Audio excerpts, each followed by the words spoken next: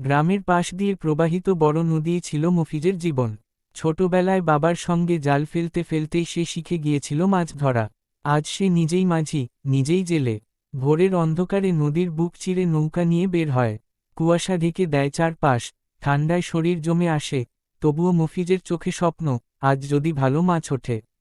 কখনো জাল খালি উঠে আসে, তখন বুকের ভেতর হাহাকার জাগে। আবার কখনো বড় বড় ইলিশ বা কাতলা ধরা পড়লে মুখে খুশি লেগে থাকে সারাদিন। তবে নদী সবসময় সমান দয়া করে না।